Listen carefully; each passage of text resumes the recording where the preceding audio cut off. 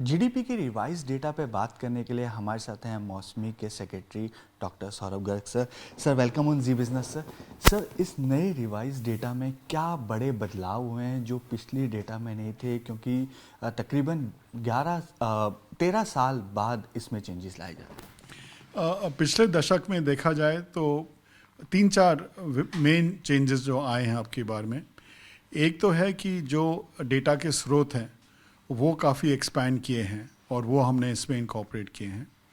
दूसरा है कि जो स्ट्रक्चर ऑफ द इकोनॉमी है उसमें भी बदलाव आए हैं और ये नए रिवीजन में वो स्ट्रक्चर ठीक प्रकार से चित्र में आएगा।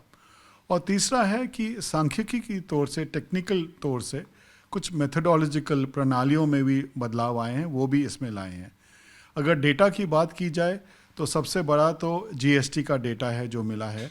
उससे हमें रियल टाइम लेवल पे मालूम पड़ता है कि किस प्रकार की क्या व्यय हुए हैं, क्या एक्सपेंडिचर हुआ है। उसके अलावा डिजिटल इंडिया का बहुत पेनिट्रेशन हुआ है, उसकी वजह से डिजिटल डेटा बहुत हमें मिल रहा है। ई वाहन का है, पीएफएमएस का है, और जिससे जो बारीकी से ये डेटा मिलता है उससे अब हम स्टेट लेवल और इवन डिस्ट्रिक्ट लेवल का भी सोच सकते हैं, डिस्ट्रिक्ट डोमेस्टिक प्रोडक्ट कैलकुलेशन का।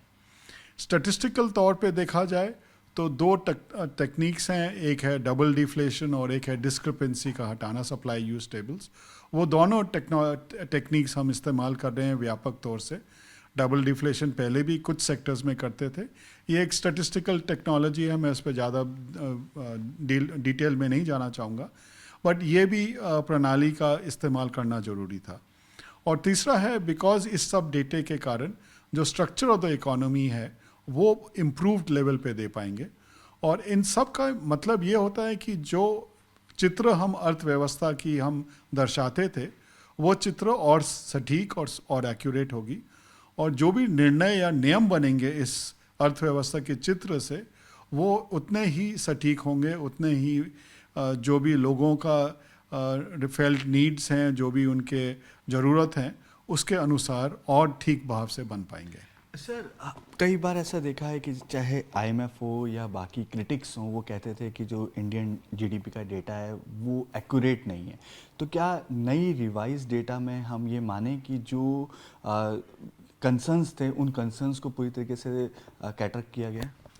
बिल्कुल, जो मैंने बोला स्टैटिस्टिकल टेक्निक्स की बात की, डबल डिफ्लेशन की बात की, डिस्क्रिपेंसी, सप्लाई यूज टेबल की बात की, और सबसे बड़ा था कि उनका ये था कि मानना, वो भी कुछ हिसाब से ठीक भी है, कि 12-13 साल हो गए थे जब का बेस रिवीजन हमने 11-12 में, लास्ट एक्चुअली 15 में हमने किया था, तो एक दशक हो गया था तब से। तो ये जो हमने बेस ईयर अपडेट किया है 22-23 का, तो जो जो कंसर्न्स थे हमारे चर्चा हुई थी, आलोचना हुई थी सभी अंतर्राष्ट्रीय संघों से, इंटरनेशनल ऑर्गेनाइजेशन से, और हमने जो भी बेस्ट अवेलेबल मेथड्स हैं उसका इस्तेमाल किया है। सर आपने जो ग्रोथ दिखाई है वो उसका सीधा असर इकोनॉमिक सर्वे पे भी पड़ा है। 6.8 से 7 हो गया, 7.2 से 7.4। क्या बड़ी वजह आपको इसमें लगाई? इसका मेन कारण यही है कि जो हमारे पास डेटा है वो व्यापक रूप से हमें अब उपलब्ध हुआ है। डिजिटल डेटा हमारे पास है, और हमारे पास कुछ नए हमने सर्वेक्षण भी किए, सर्वेस किए, उससे अनइनकॉर्पोरेटेड सेक्टर का है, पीरियोडिक लेबर फोर्स का अनएम्प्लॉयमेंट है।